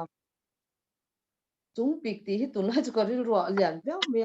nang ni tu na tlai puar te win chunga pike inri la tram don si a nang ni tu na nui te win chunga pike lungai ni la tram don si a mi zong zong yan fak puna cheu in chunga la pikanga chutiang bokin an tha tu ten zo nei der te chunga an ti kha thu ngai tu teu ka hril a cheu in mel ma te chu mangai ula awa cheu chu an thatna tur ti ula an chelo tu chu mal som sak ula asoi sa tu cheu tong trai sak ro ni khania tin chang som thum paria ta khan per u chu ti chuan pe kinin omang thenem ngai takati abeng muka soi muka liam zoi suin in mal chunga an pe ang cheu in te na ngai buka an te sakle don si chewa ti khani a laya hianin chung pik na han ti hian hei lockdown te an om an rei dewa chang hi chang ke po hi ka in rin ma te hianin enge ni hei thohan ipik deuh don ang te mo tiang deuh te khanin lalpa lam han en vat lo hi chuanin i tho ipik mai na ang chi te om ve du piu mai tiang kan thi thina helai thuwa hianin i chung pik na hi tu na pathian ram ngai saklawa mani in ngai tua na in ti hosa in ti tlai tele loma nui thin tele mi faklom tu te chu an chunga la pik tur zia lali so hian ta na lo soi lok dei to meya pathian ram ngai saklawa mani in ngai tu in ti hosa te in ti tlai te loma nui thin te mi faklom tu te hi an chunga la pik don ani ti hi lali so ta hian chiang se pina lo soya ni hlo ero chu pathian awanga re thei te ril tram te mo tuna pathian rama awanga re thei te ril tram te trap te mishing fapa awanga mi huat le tui thar mo kha ang chi te mi haw le du lawa om te mo khang zong zong kha wana lo man om hnem tur sia ka iswan soi ve thunga chung pik na le ni hlo na helai tho om hi tun huna po hianin i enge ni kan chan te ni hlom om lo ti te ka ngai to pathian rama wanga kan rila tram te kan re thei te eng zong song hi nakina wana kan lo man tur ani sia hilali so han lo soi de meya chuwang chuan tun huna hian chung pik dewa kan lo om palani po a i kan khang enge ni pathian rama wang zo ka i enge ni kan ril tram na te khang pathian ram tu na te po hei tho lom te Myanmar kan u nau te awangin i enge ni kan ril te asho ma te khan tong trai na ne kan ram awang te po anyang chu kan covid te po hi enge tinge mo are te lo o kan han ti a i yang khanin ril tram na mo khatiang khanin kong le lama chuanin lalpa ram awanga ke mani ya hianin tra na te ril tra na te rete na te tina ba ka chuanin mi haule mi huat te khang mi du lo te po kha khang huna kanin ring tu tian tun huna po hian kan chang biang te po hian a shata ma se heng zong song hi Christian kan ni na anga mi te ti let ve te lo na hun din huna khang kan om zong songa po kanin i kan mel mangi te poina min hawa min ti du da huna te po amai ro chu an chelo tu teu chu mal som sak ula mo tong try sak ula an than tu rina how tu te chunga po ti ula lo ti dia meya khang hun zong zong a po khang kan bible khan om dan tur khamin lo shil dia meya chu wang chuanin han hole ta han ti let ve lam ni lovin i mal kan som saka yang chuanin kan lo hmangai zo a khatianga pathian rama kan ril tram na zong zong kan shom na te khang zong zong khana kina kan lom na la min na chan sak do na ni ti kha voinia hian shathar leila in ti cha thar leila tin hela hian per u ti kha pazo re po khan an soi thina per u chu te chuan pe kin in omang thanem ngai takati a beng muka soi muka liam zoi zoin in mal chuan peng chu ti la hi aro pui Englishia kan lalpa in petu te ne na chuanin beng muka soi muka mal chunga liam zoi pe kan bible nge na min han tiam ya ro pui hle Englishia chu wang chuan pe ka hianin I enge ni I kan lalpai kan hne ban don lo ti tu te kan han ngai ta chu mei ni lovin kan mal chung nge ya hianin liam zoi zoin petu te khalal pan mal som kan bible min lo tiam reng mei tu te hi kan ri ro chanina hian han thanon le sila kan kutte kan thinlung te hi lalpa lama in sum lovila chutiang chuan lalpa mal som na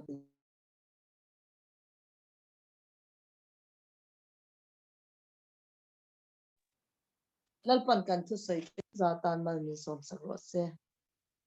Amen.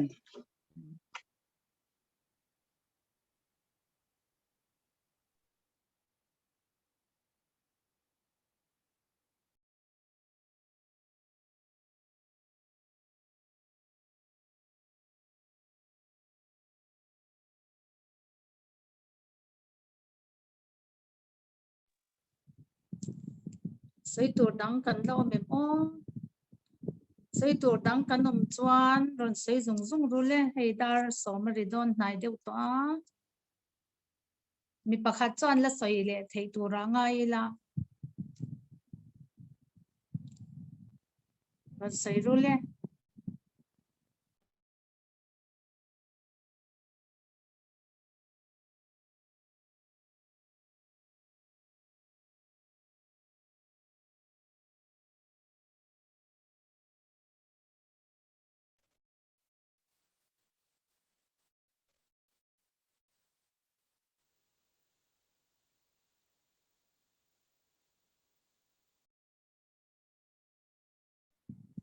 imai khawan ro pu bol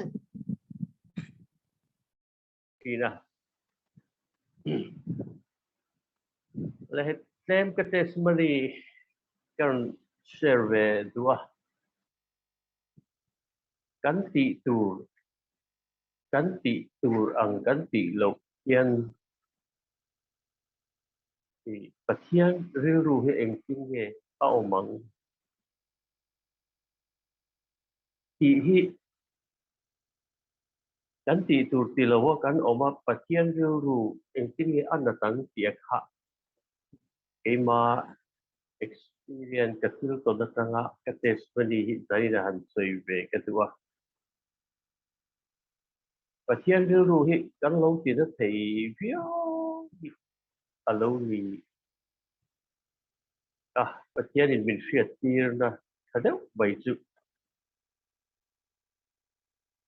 ni khat chu ka papa te zok te hi kum ko mi vel hi ania lai lam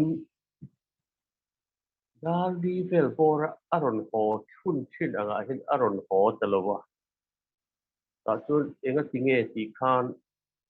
ka riu ru ka ngai to na khan aron lu ta ka papa te chu ta chuan ka riu ru chuan in a thian te he na om niang tiang khanin ka zong hal ta pata thiền công xin tên là tôn cả vợ em ta thiền tới khá ăn lâu mà khá xí lâu cho nên thiền tới chú cần cho ta chú nghe có mong thì in thiền và nó bùi hiền thì khá thiền theo chú cần cho ta anh này lại nó lâu sẽ bị lâu ta cho nên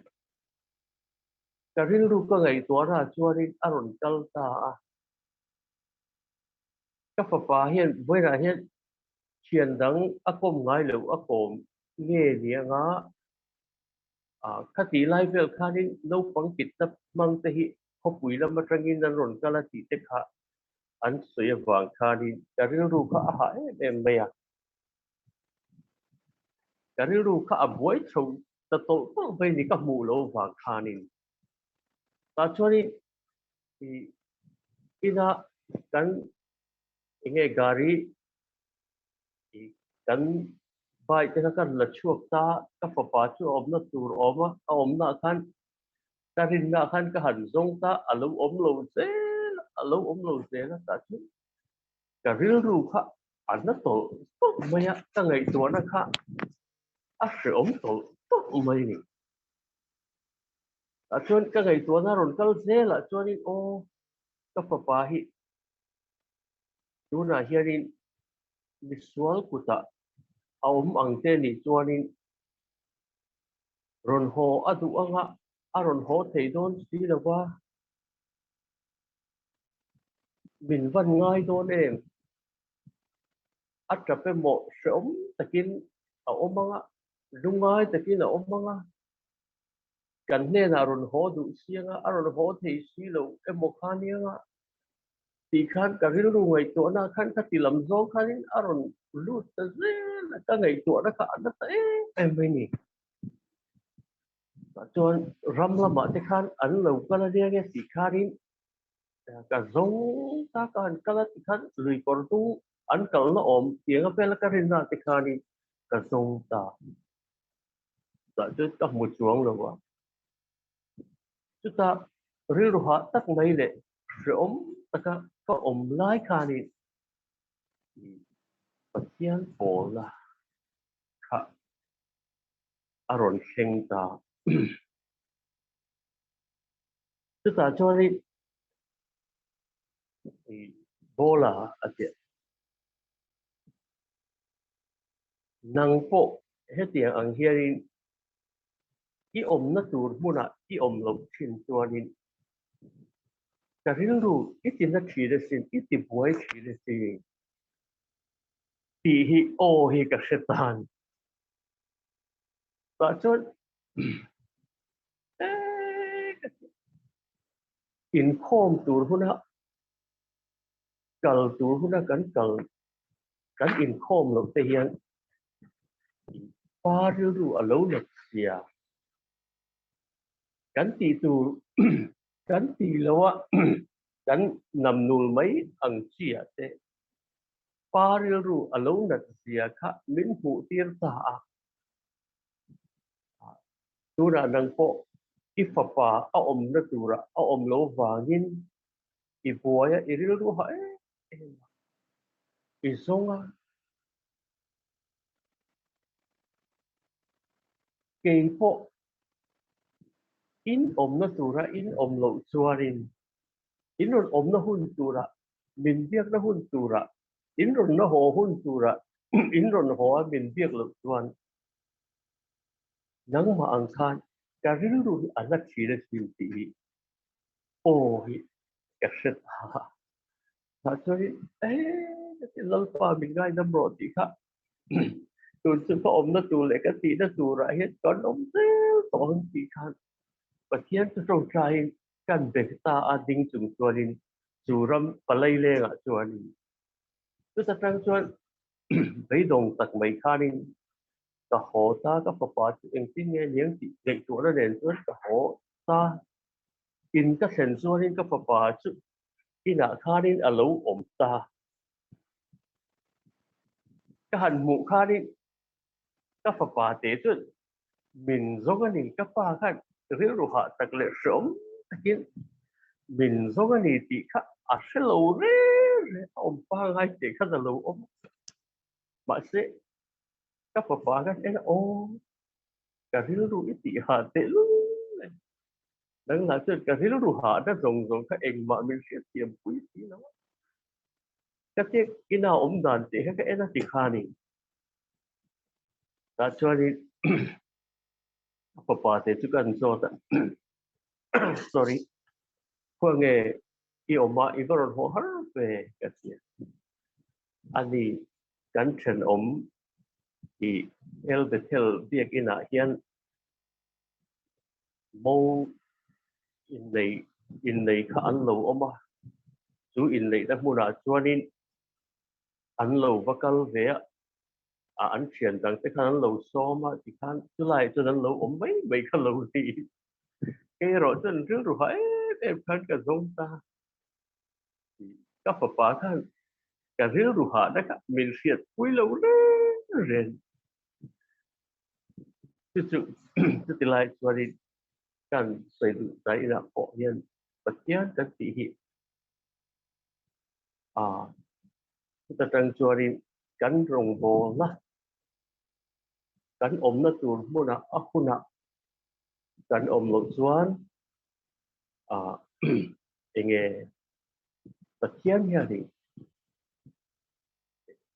cắn nấu thì vui em mà mình lâu ngày tụi em chỉ là đi tỷ hiệu gặp một chùa cả thì tôi thấy đã phổ hiệnกันshare các hàng in share về đôi testimony hi cắn tỷ tour thế cắn tỷ hôn cắn tỷ lộc tên ở lâu hồi gì cái nên anh mà anh lâu anh mà lâu anh mấy bây giờ cắn này lại khan và tiếng cho nên rất rất là kinh mình lâu vậy tuổi chỉ ra mình lâu care chỉ ra mình lâu về rèn chỉ ra cái tiếng cho kan omani ring tu te hi ka azan ya kan sei dua ke po karil ru ha ma se ka papa te chu ka han ena amma ka zonna ale ka buai sia ka pakat ma ka min sia pui lo wa pa kap ma ngai na tang ka chuani amma ka engting nge omang engting nge miang tu na hian visual ku ta ne om tia ka ngai tu na zong song ta bin sia pui lo ni cái tiền trên về là hiện cần ring tu tại cần mình đi ông thấy July tất cả cho đến cần tỷ dấu lâu ông thế cần ông nó hun tu ra ông lâu thế hi phơi em mình đi khá giải na cần xây về được anh ấy Peter men cái lâu này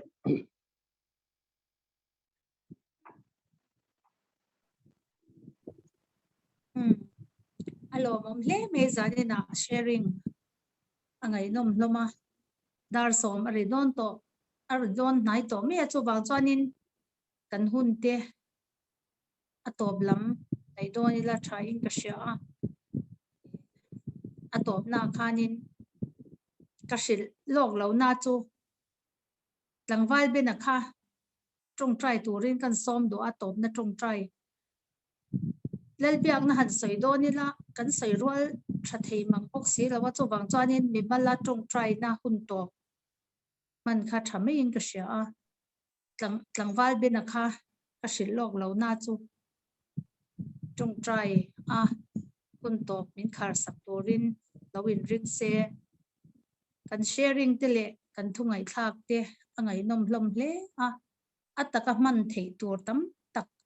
kan nu na lak lu tur tam taka oma alom om hle ka sha zani na hian kanin khom hi anuam thina kanin mu khom na hi lalpan minom pui ni ti zani na po asha te mema aro pui hle in ka sha thil pakhat kan share ve du so oma nimin kan trong try ne le voina lalpa ina min pol na nimina kan trong try la ya pathian ina min pol na kha han share ve cheu ka du'a tin voina pathian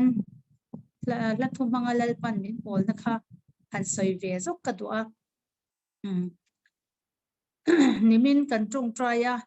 e kan chan ho baby te ho nen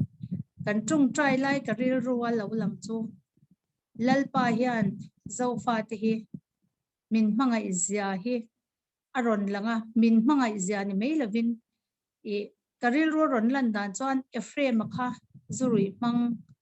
le khatiang kha ani a e mi bum mang te atya che sak sangin aswal na ka bible a khan e frame kha atin lo na tam tak kha bible a azia kan mu a mai ro chu pathian khan e frame chu ka hmanga ishim shimani atiang chia khan kathin lunga lo lan dan chuan zo fa te hi lalpa hian e frame ka hmanga ishim shimani atiang chia khan zo fa te e lalpan min hmanga ni ti hi chia takin aron langa ke ma hian tharau thiang him hian mi ron shila kamit tu hi tla ka kalunga chia a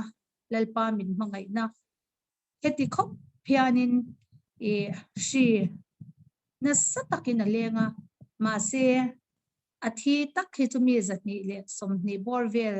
tuna hian thi ang kan ni a e noi som chuang kan ni a mi sing ruk chuang in tuna hian covid-19 hi an ve to a chung zinga chuan singa vel singa le tlem andam to a chutiang chan lalpa hianin zo fa te hi min van mangai em e frame chu ka mangai shimani atiang khan zo fa te hi ka mangai shimani min ti lalpa hian ti kha zaina hian kan sei do a tin token zinga choi kham khan lalzar moi la kan ngai tha tivia min mangai lo I thei lo ti la kha apwa chan le khang kha aron sei fia pathian hian min mangai lo hi alo thei lo ani ti kha cha takin tharau hian mi ron pola aro pui hi ka tilu tuka lali swa hian min mangai lo hi a thei lo ti hi zaina hian kan sei du'a voina tharawina min polna la tho ani a tha la khala ngai thabe ula YouTube pa khan lalzar moi la akhan oma family and worship na khata mi khalo ngai kha the the ula ka duani thela to chu min mangai lo I thei lo ti kha aro pui hi ka tilu to ka lali swa hian min mangai lo hi a thei lo amen hallelujah amen aro pui hi ka tilu to ka tharawin khatia min han shin khan ka trap char aro pui hi ka tilu to ka la thu dang ze po kha I ka sei thei mai lo wa khalai ba kha aro pui lu to ka he la apwa hi chu wang chuanin ka testimony la voina tan lal pan ni pe ni wangin kan share chewa in lo ngai thak ve turin ka du bokani ti chuan zanina aro pui hle kan tu ngai thak zong sang telal pan tharau thiang himin minom pui ni ti asha ta khang kan soi le engkim kha zanina hian lalpan mal min som sak thik se ti hi ka du ber ni a khang kan thu ngai thak te kan nu na vong ila tharawin min ti non sak ze sela tunkar hun chung zonga tan kan thu ngai thak ti kha kan ril ruwa lo riak reng turin lalpan mal min som sak thik ro se amen chuan tlangwal bena atop min khar sak turin trong trai turin lo so mangu pathian he na pi tong trai o lalpa kan fak chia kan choi moi che zaina lalpa pray for Myanmar te lalpa kan pathian hum tha min siam saklea lalpa mun sang changin lalpa etihian internet kal tangin in khom na hun tha min siam sakka wangin lom thu kan sila che lalpa kan pathian he in khom na hilalpa na in mal min som sak zela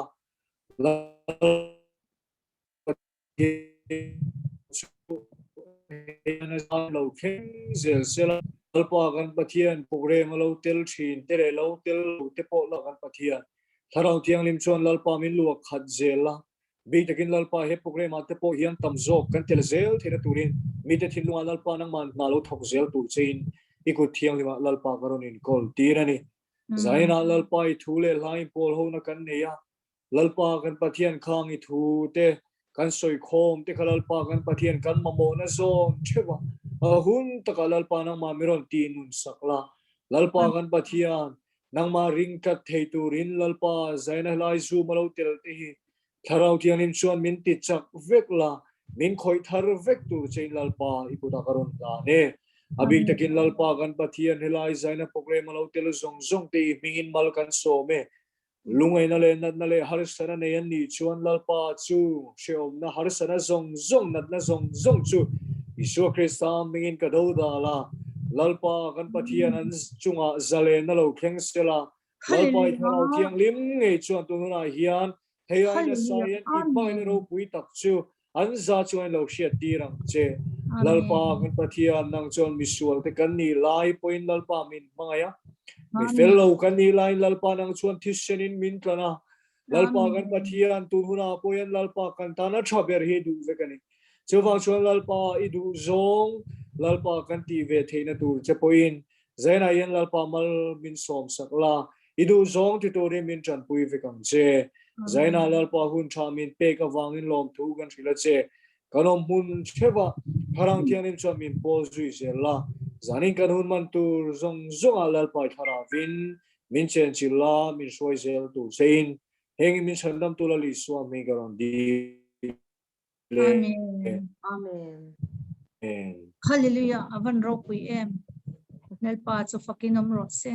Amen. Anuam thi ne Hallelujah, amen. Arau puye, kim mai ka thabek. In khom na lut tak kan han nei china avan long om tak em lalpan din om pui china ima Kar ko le tuan manipur atang kha ni lo lang sia ingoi tuan chwa ka kar le la ma chuan ron share ve to sela zanina la share lo tam tak kan lo ma khang sharing ron ti lo ho khan in kar le la ma chuan ron ti ve to sela thang ron in ring ve to sela tu ge kar le chu hun mang le se thang o kha han ro akal ho hian ro ti la thalo mo a ni e pi oi ti khan ron soi ve to sela thalo mo try to Ai khai goi ro ka soi to kha ma la. o Ima ima ka soi to kha. ro soi ti a o bo ta ni mo ima po tu pak le ta a ane ta thalo mani Ani. Kai hi mo. o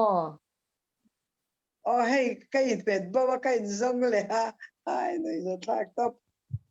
pi oi chu ivar e ma ka zuk tia group phaka chwa sunday to lo ni hi ron tia kan han zonga lo om le box ya oh tha Zo thak top. na tha ka ti ram ram tha Hey, tu da po kai pet ba le to ni hi. Ko ngai nam zo to po ka se le to lo. Ani lo so ka zo ni hi ngoi lo.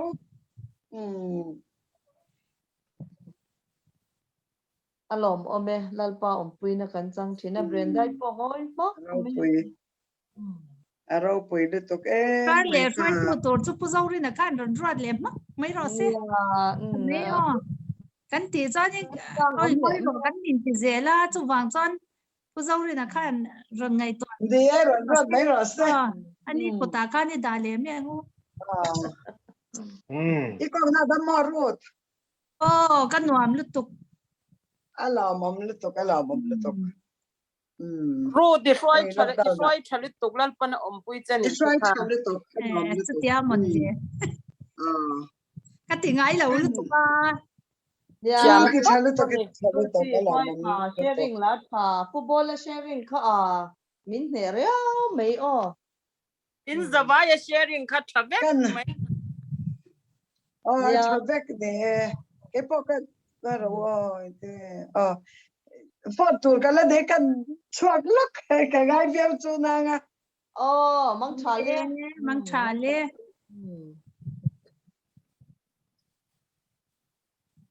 in ngai om sir ser hlome อันนี้กันดูตอกไม่ดอนมีตรอ